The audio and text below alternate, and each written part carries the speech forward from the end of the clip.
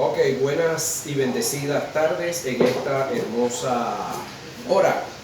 Bendecimos a cada uno de los presentes acá en este núcleo número 13 de la Escuela Teológica Integral Reformadora, acá desde la parroquia Guerrera Ana Soto, en el hermoso y bello municipio de Ibarren del estado Lara.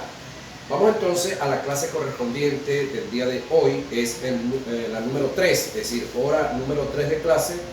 Nos toca ver el tópico: la fe es una fuerza espiritual que nos mantiene firme, y mira la palabra que viene, e inconmovible ante los ataques por muy fuertes que sean en la vida. Estamos hablando del tema de la fe y nos toca desarrollar este tópico, el cual es: la fe es una fuerza espiritual. Nótese, es una fuerza espiritual.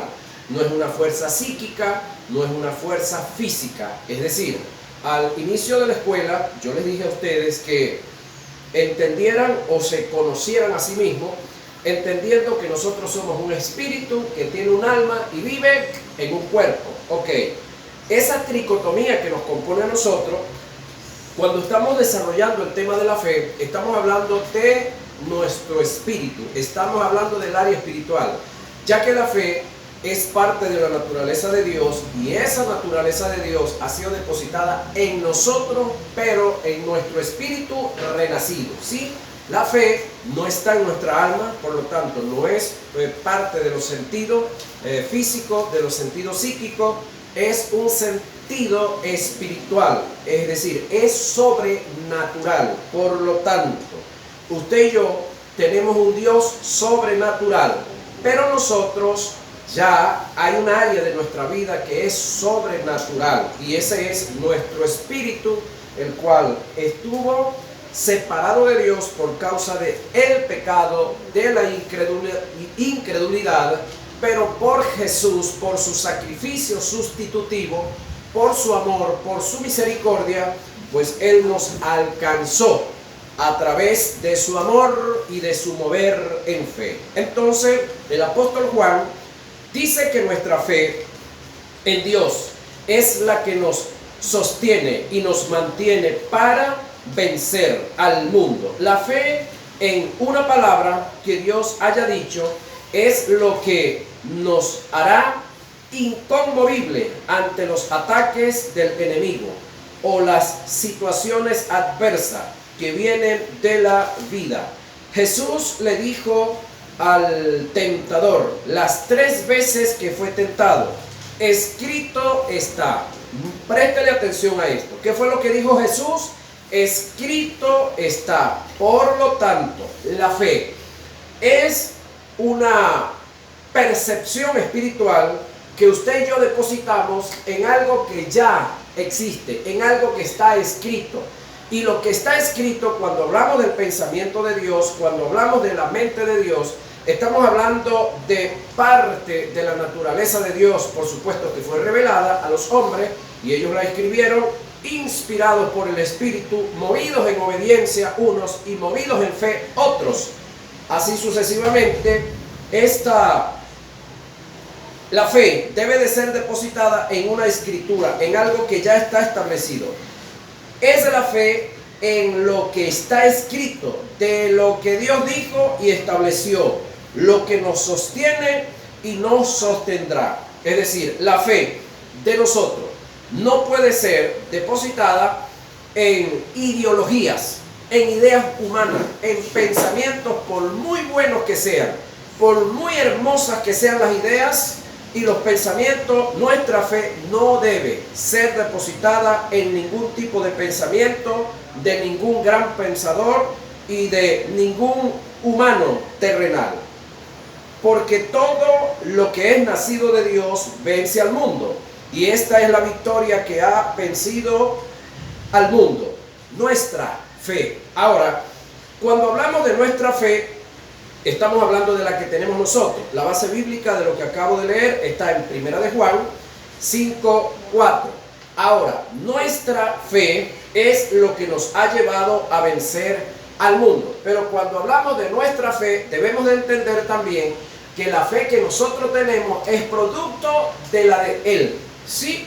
Es decir, nosotros tenemos fe, por supuesto, claro que sí, pero la fe que nosotros tenemos es producto de su palabra que vino a nosotros, que nos ministró, que nos trató, que nos orientó, que nos exhortó, que nos guió y nos ha permitido venir a esta hermosa vida de lo que es la vida de la fe. Pablo dijo, el justo por la fe vivirá. Por supuesto, Pablo está repitiendo del Antiguo Testamento, porque eso viene del Antiguo Testamento, lo que indica, subsistirá, se mantendrá firme ante los ataques de la vida. He aquí que aquel cuya alma no es recta se enorgullece, mas el justo por la fe vivirá. Por supuesto, Pablo está repitiendo lo que dijo Habacuc acá. Y aquí es donde yo quiero reiterar, recordarle lo que les dije en la clase pasada, que en el Antiguo Testamento no hubo fe.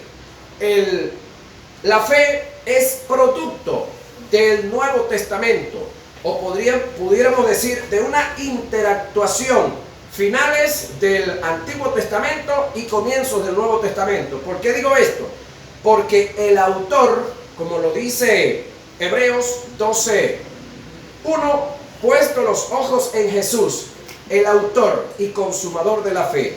Entonces, los héroes de la fe, o los denominados héroes de la fe, de esa manera, en ellos, intrínsecamente, en su ser, no hubo fe. ¿Qué hubo? Obediencia. Por esa razón, Habacuc suelta una profecía. ¿Cuál es la profecía que suelta Habacuc? El justo por la fe vivirá. Ese término vivirá es en un futuro, en un tiempo allá adelante, en una bendición, en una bendición que está para ser desatada en un tiempo no muy lejano. Ahora, el justo por la fe vivirá. En el caso de nosotros ahorita, el justo por la fe vive, ahorita, presente. El justo por la fe vive. Pero, reitero, la fe que nos dio, o la oportunidad para nosotros tener fe fue por la fe de Él, por la fe del Dios Padre, del Dios Hijo y del Dios Espíritu Santo. Ellos son autores. En el caso de Jesús es el autor, terrenalmente hablando, autor y consumador de la fe. Entonces, ¿tenemos fe nosotros? Sí, porque ellos nos dieron esa bendición de tener fe. Ahora, mas el justo vive por fe, y si retrocediere, no agradará a mi alma, dice Hebreos 10:38. Cuando estudiamos la vida de Job, nos podemos dar cuenta que la fe en la credibilidad de Dios fue lo que no le dejó sumergirse. Algunos historiadores y estudiosos de las escrituras alegan que Job fue un personaje imaginario, del cual se hizo un escrito en forma hipotética, ya que en la realidad, en lo psicológico, no hay un ser que supere el estado en la cual supuestamente cayó, un estado en lo cual abarca lo moral, al ser juzgado y censurado injustamente por sus amigos, lo social, ya que su estado de integridad fue puesto en dudas ante la comunidad en lo financiero, ya que su economía fue afectada, perdiendo todos sus bienes, en la higiene, ya que su salud fue golpeada por una horrenda enfermedad, y en lo sentimental, ya que como padre perdió a sus descendientes. Todos estos estados en la cual Job cayó, lo debieron llevar a la más grande decepción, obsesión, decepción, obstinación, hasta irse al abandono y al estado del suicidio o al atentado, o a atentar contra sí mismo, buscando suicidarse. Ahora, la vida, atentar contra su vida. La fe en la integridad de Dios fue lo que lo sostuvo, nunca decayó del estado espiritual, se sostuvo como viendo al invisible en su más grande degradación. Dijo: yo sé que mi Redentor vive y es poderoso para levantarme aún de entre los muertos. Es decir, ¿qué fue lo que sostuvo a Job en medio de la debacle? ¿Qué fue lo que le brindó fuerzas a Job para mantenerse frente a toda circunstancia? Que él confiaba en Dios y en su palabra, aunque no la tenía escrita como usted y como yo, ¿sí? Porque para ese entonces, de paso, se cree que el primer libro escrito es el libro de Job. Hay una diferencia entre el libro de Job, según los eruditos, y el libro de Génesis de más de 50 años. Por lo tanto, Job no tenía los escritos, tenía solamente la ley oral, es decir, la que le transmitieron sus padres, la que sus padres antepasados le habían transmitido de lo que era y es Dios, y lo que él había podido observar, había podido ver como ser humano, viviendo en una población, teniendo una hermosa vida y teniendo una gran economía sólida. Todo eso se cayó, pero la confianza de Job podemos ver que no estaba en esos bienes que tenía, sino en alguien que él reconocía como Dios, y por esa causa dice que aunque él lo matara, él esperaba en él. Claro, Job no entendía lo que usted entiende y yo entiendo ahorita, que quien le quitó los hijos, que quien le quitó los bienes, que quien le quitó la salud, no fue Dios, sino el diablo. Eso lo sabemos usted y yo. Job no había entendido eso todavía. Ahora, la fe está entre las armas que Dios le dio al creyente y es la de mayor utilidad.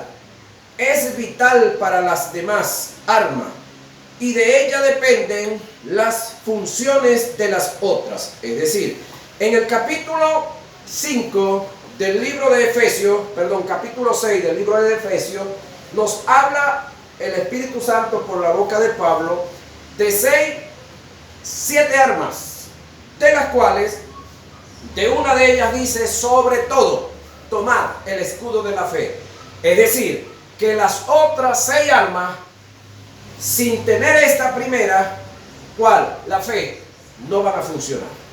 ¿Sí? Recuérdense que el primer llamado que Dios nos hizo fue a la salvación.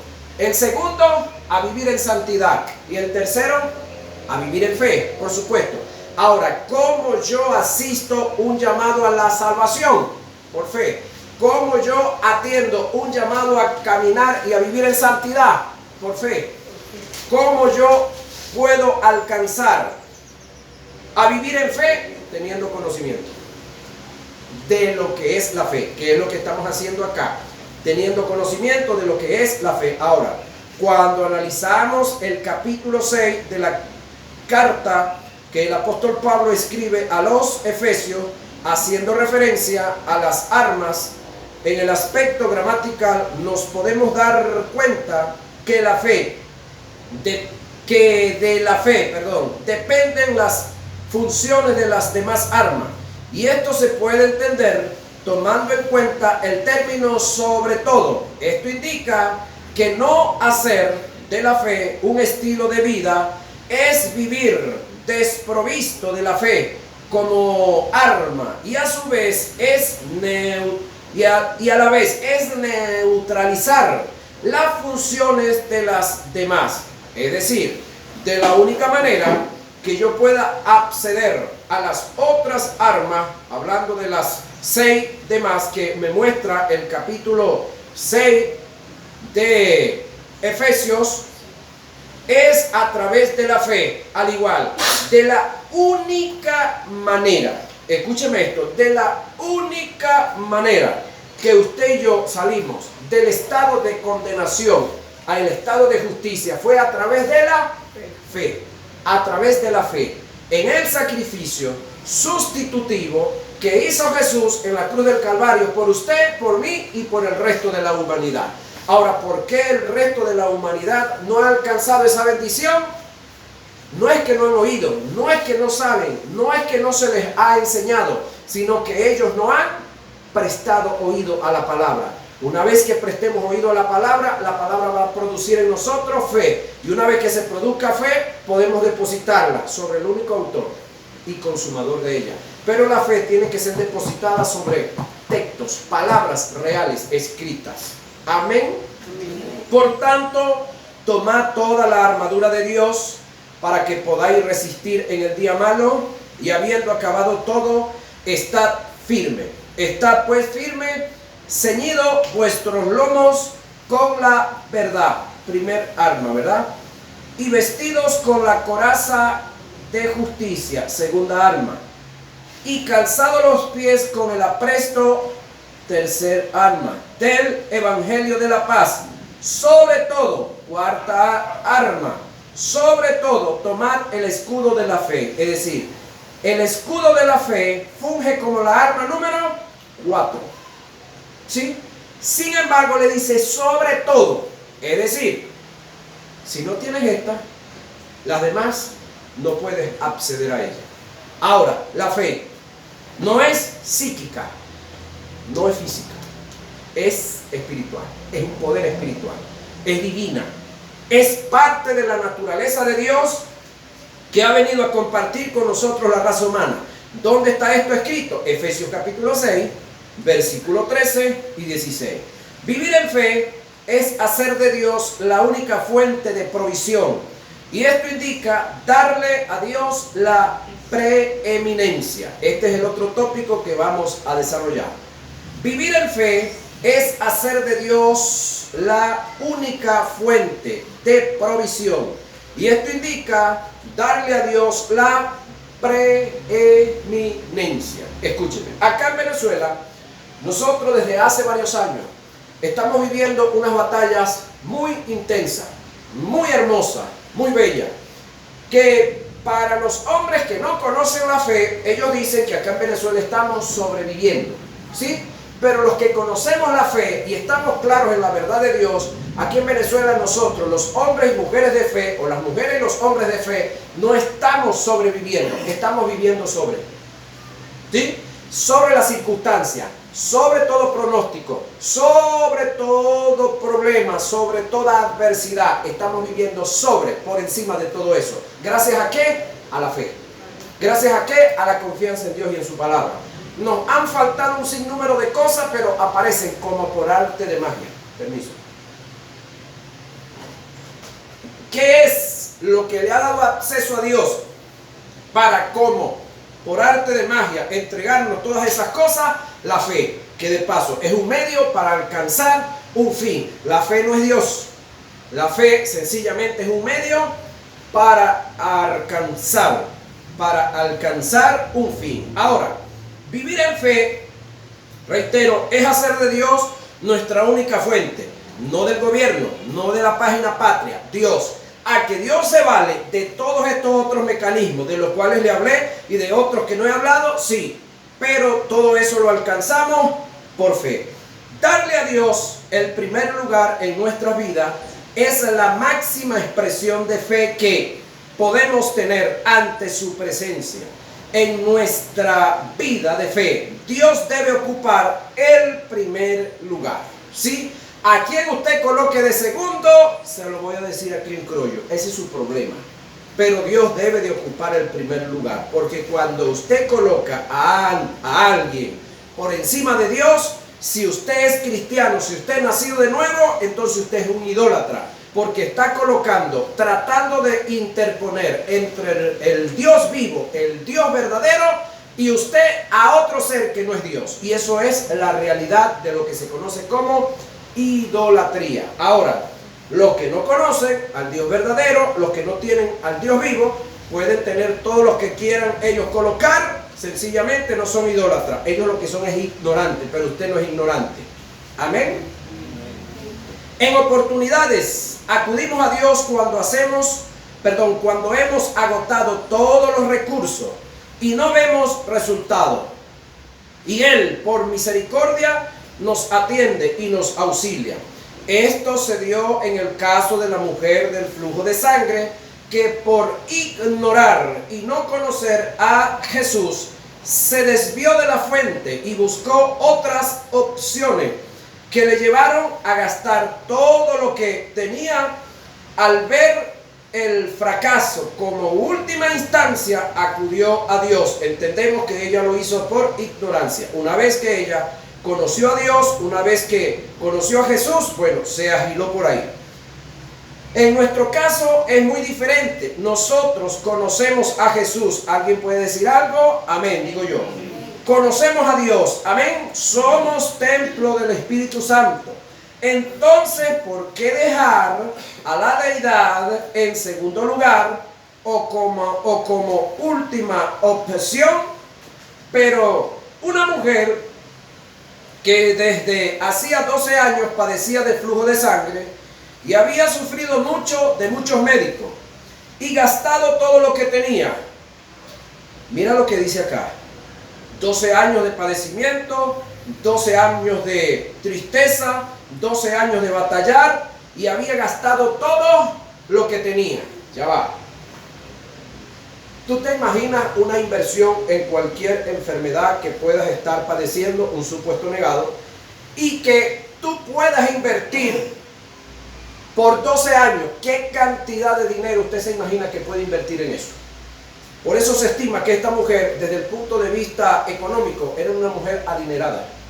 No dice si era una viuda millonaria, nada así por el estilo, si estaba casada, no dice el texto. Lo único que debemos de aclarar y entender es que había estado padeciendo por 12 años, no eran 2 días, y que había gastado todo lo que tenía. Oye, para gastar en una enfermedad o invertir en 12 años, tiene que haber tenido suficiente dinero, ¿no cree usted? Sin embargo, como dice el texto, antes le iba peor, no mejoraba nada. Ahora, y nada había aprovechado, antes le iba peor. Cuando oyó, primer paso, cuando oyó hablar de Jesús, vino por detrás entre la multitud y tocó su manto, porque decía, oyó decir, si tocare tan solamente su manto seré salva. Y enseguida la fuente de su sangre se secó y sintió en el cuerpo que estaba sana de aquel azote. Eso lo dice Marcos en el capítulo 5, versos 25 y 29. Debemos conocer claramente la diferencia que existe entre la fuente y el medio. La fuente es de donde proceden todos nuestros recursos. Es lo que suple y cubre todas nuestras necesidades. La fuente es de donde emanan las cosas, es de donde se deriva todo lo creado y de donde proviene toda la existencia.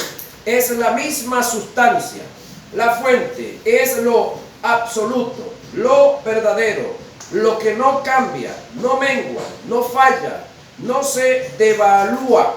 Lo inefable, lo ilimitado, es lo que se mantiene en sí mismo, es lo independiente y autosuficiente. Eso es la fuente. ¿Quién es la fuente de su vida? La mía es Dios, no sé la suya.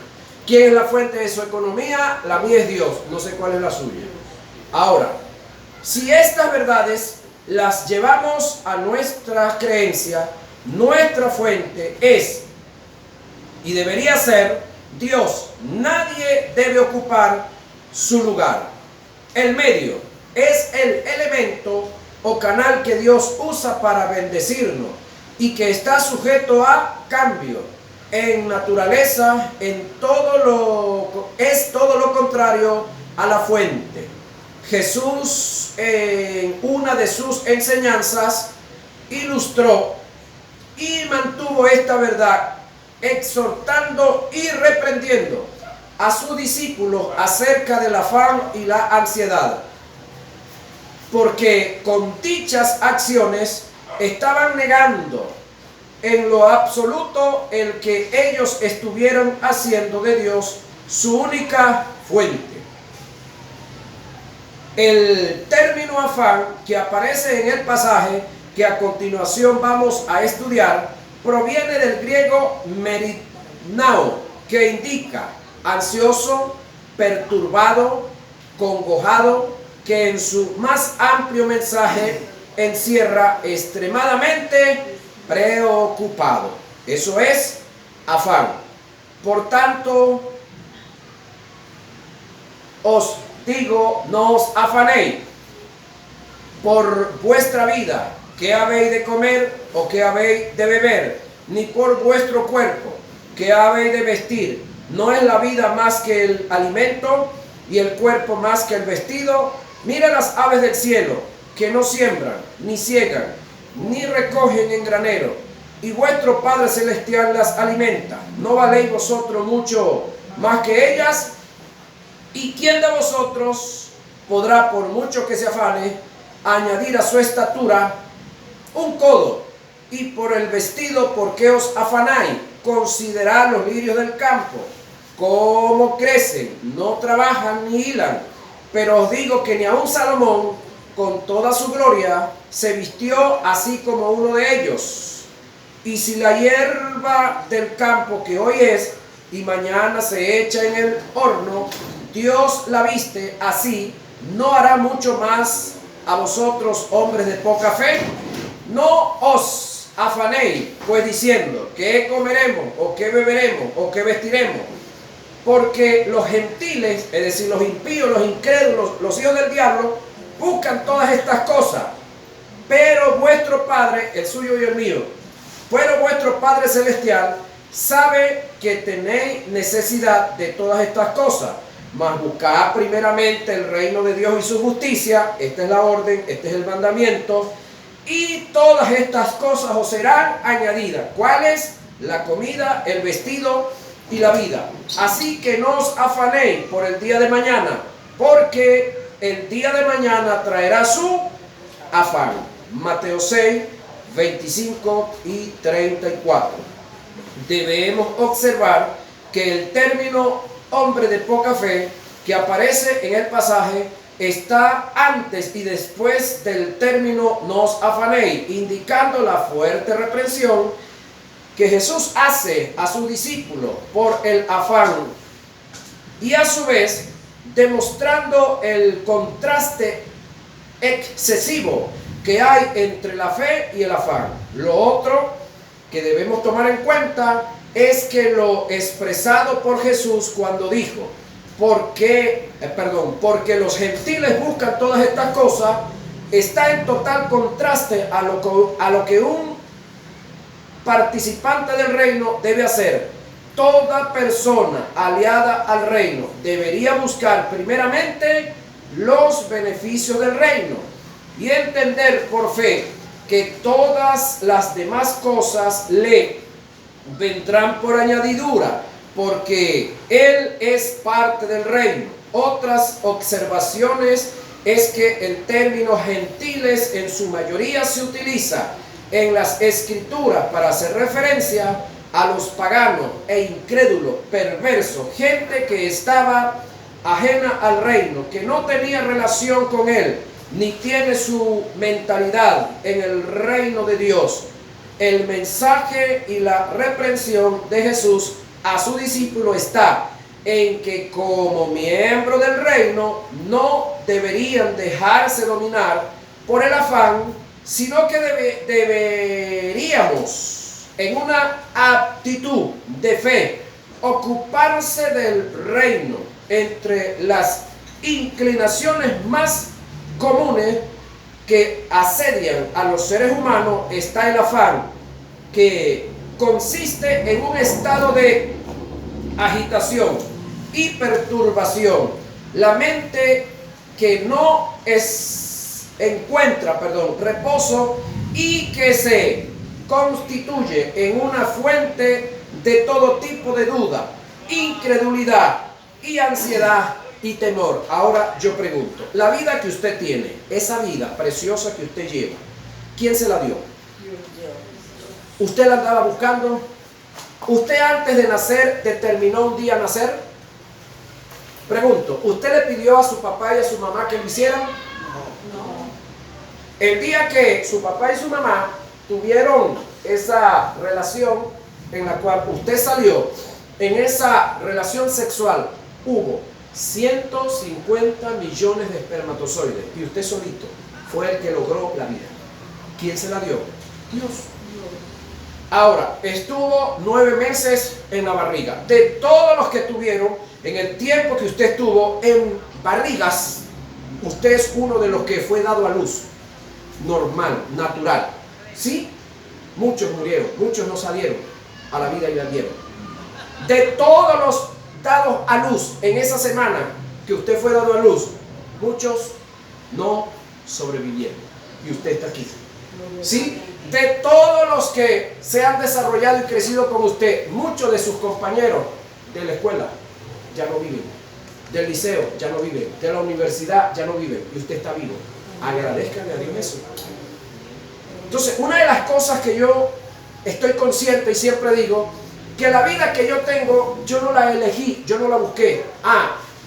Que por mis acciones yo me gano una posición en la vida, sí, bien sea una posición buena o mala, eso es otra cosa. Pero la vida como tal que yo tengo, yo no la busqué, yo no la hice, no soy formador, procreador de ella, hablando de la vida natural, de la vida secular, ¿sí? Yo no determiné ser varón, Dios determinó que yo fuera varón, Dios determinó que usted, que es hembra, fuera hembra. ¿Amén? Amén. Ahora, si eso es en la parte secular, en la parte espiritual, pregunto, ¿usted hizo el evangelio? No. ¿Usted buscó a Dios o Dios lo buscó a usted? ¿Usted decidió estar en la iglesia donde está o son las circunstancias lo que lo han traído o Dios a través de las circunstancias a este lugar? Porque usted pudo estar en otro sitio. Ajá. Entonces entienda esto, es decir, Dios se ha valido de muchos medios. Dios ha provocado, ¿sí?, muchas acciones para que usted esté aquí. Entonces debemos de agradecerle a Dios, porque nosotros estamos mejores que muchos. Es decir, en el caso de las mujeres, ustedes están en un país donde ustedes tienen una libertad que en otros, muchos países del mundo, no la tienen. ¿Sí? En el caso de nosotros como cristianos tenemos libertad de culto, libertad de religión dentro de nuestra constitución y hasta cierto punto eso es realidad, hasta cierto punto eso es letra viva. Parte está muerta, pero el caso no es meramente por las autoridades, sino que muchos de nosotros no nos hemos organizado. Nuestros hombres y mujeres de letra, de leyes, no han hecho el trabajo como debiera ser para estar en una mejor posición en cuanto a lo que es Estado, ¿sí? Sin embargo, tenemos un terreno muy adelantado aquí, donde nosotros podemos hacer culto a la hora que queramos, el día que queramos, con la cantidad que queramos y muchas veces en el lugar que queramos. Entonces, hermanos queridos, aquí nosotros tenemos una gran, hermosa bendición. Amén. Debemos agradecer a Dios por eso. Ahora, la vida espiritual que se nos dio, no la buscamos nosotros. Entonces, ese que inventó la vida, ¿sí?, es responsable de la vida. Sin embargo, él tiene un canal para obtener de él los beneficios. ¿Cuál es el canal? La fe, señores. ¿Sin fe es imposible? Sin fe es imposible, convénzase de eso. Sin fe es imposible agradar a Dios. Ahora, él inventó la fe, usted no la inventó. Amén. Él se acercó a usted en fe, le dio una palabra. Y cuando usted aceptó o recibió esa palabra, oyó esa palabra produjo en usted fe. Usted sencillamente lo que hizo fue depositar la fe en el autor y consumador de ella. Y a través de eso usted obtuvo algo que el escritor del libro de Jeremías, si mal no recuerdo, 2:22, habla de algo imposible. Jeremías 2:22, si mal no recuerdo, dice que aunque te laves con lejía y amontones jabón sobre la mancha de tu pecado, no podrá ser quitado. Estamos hablando del pecado de origen espiritual. Es decir, imposible que usted se librara del pecado. Él, por amor a usted, por fe en usted, y usted por fe en él, han logrado esa bendición. Él, escúcheme, por amor y por fe, logró quitarlo. logró destruir el pecado, logró acabar con el pecado. Y usted logró hacerse libre del pecado luego de oír la palabra, aceptar la palabra, confesar la palabra y avanzar sobre esa palabra en cuanto a la salvación. Por esa razón hoy tenemos vida. Amén. Vida eterna. Hoy somos libres, sí, del pecado, libre del diablo, libre de los demonios y de muchas otras cosas más. Ahora, eso es gracias al medio, que es la fe. Y gracias a Él que nos permitió ese medio. En la interrogante que Jesús hizo cuando expresó: no es la vida más que el alimento y el cuerpo más que el vestir, escuchen acá, en escala de valores quiso dar a entender que todas las cosas que Dios creó las hizo por causa del hombre y no hizo al hombre por causa de las cosas. Mira acá, yo no sé si usted se recuerda de estas fiestecitas nuevas que están haciendo las embarazadas, el baby shower, no sé por qué le dicen baby shower. Ok, esa fiestecita tiene varios objetivos. Uno, mostrar la alegría que tienen con esa barriga, ¿sí? Y brindarle la oportunidad a todos sus amigos y amigas generosas, ¿sí? Que hagan un aporte, que lleven algo. Pero el fin, ¿cuál es? Que cuando ese niño o esa niña llegue a la vida, ya tenga acomodado o un cuarto o parte de un cuarto donde haya todo lo necesario para atender a ese niño o a esa niña. Eso fue lo que Dios hizo cuando Dios pensó hacer al hombre, y lo primero que hizo fue todo lo que el hombre iba a necesitar. ¿Sí? Dios hizo el baby shower y agarró y acomodó. La tierra estaba desordenada y vacía, es decir, desordenada para lo que él quería, no estaba adecuada para lo que Dios quería, y comenzó a ordenar cada una de las cosas, comenzó a ordenar, comenzó a programar, comenzó a hacer, y al final, como corona, colocó ¿a quién? Al hombre y a la mujer como corona, el famoso baby shower, ¿verdad? Ahora, ¿qué hizo el hombre para que Dios le diera tanta bendición, tanto privilegio? Nada. Es igual que usted. ¿Qué hizo usted para hacer lo que usted es? Nada. Entonces, déjese querer. ¿Sí? Déjese querer. Déjese seguir queriendo por Dios. Suéltese en Dios, en su palabra, a través de la fe. Y ponga su confianza en el texto sagrado, en lo escrito. Que Dios, escúcheme, es fiel a su palabra. No a usted. Dios es fiel, no a usted. Dios es fiel a su palabra. Y cuando yo confío en su palabra, Dios, por causa de su fidelidad a su palabra, tiene entonces que respondernos las demandas que tenemos. Porque de paso, nosotros como hijos no tenemos necesidades. Yo quiero que usted entienda esto. Usted como hijo, los que me ven por el video, ustedes como hijos, los que son hijos de pacto o por pacto, los que aceptaron a Jesús, no tienen ninguna necesidad. ¿Por qué razón? Porque usted y yo tenemos un Padre que es dueño de todas las cosas. ¿Alguien puede decir algo? Tenemos un Padre que es dueño de todas las cosas y Él fue el que inventó la vida. Es como esto. Usted cuando estaba en los primeros años de vida en la escuela, ¿sí? ¿Quién inventó la escuela? ¿Usted? No. ¿Quién inventó que a la escuela había que ir uniformado? ¿Usted? Tampoco. ¿Quién inventó que había que llevar lápiz, cuaderno, libros, sacapunta, borra? ¿Quién inventó eso? Bueno, ese no es problema suyo. El detalle suyo era que tenía que llevarlo. Pero ¿quién tenía que comprar todo eso? Papá y mamá, tío o tía, los que estaban bajo la responsabilidad. Ellos, una vez que determinaron llevarlo e inscribirlo, ellos estaban en la responsabilidad de ¿qué? Proveerle todo lo necesario. Vuelve otra vez la pregunta.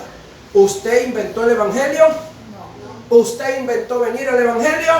Bueno, el que inventó el evangelio, el que lo llamó al evangelio, el que lo trajo acá, está en el deber de proveerle todo lo que usted necesita para vivir y disfrutar el evangelio. Amén. Pero usted tiene que asistir a clase. No tienes que desertar, no tienes que decir me voy para la escuela y llegas y te vas para otro lado. ¿Sí? Para disfrutar uno de todos los beneficios de estudiar, del uniforme, de toda la compañía ya, había que entrar a clase, había que hacer las tareas, había que cumplir con cierta responsabilidad. Pero cada vez que se acababa un lápiz, cada vez que se llenaba el cuaderno, cada vez que el libro o te lo robaban o se mojó, o lo que haya pasado, cada vez que el uniforme se desgastó, los zapatos se rompieron, el borra se acabó, los muchachos te lo rompieron, te lo robaron, ¿quién tenía que parir? Papá, mamá, tía o los responsables. Amén. Bueno, dentro del evangelio es lo mismo. Usted tiene un padre dueño de todas las cosas. Amén. Amén. Por lo tanto, ese padre responsable suyo, en este caso es Dios, Él es dueño de todas las cosas. ¿Alguien puede decir algo?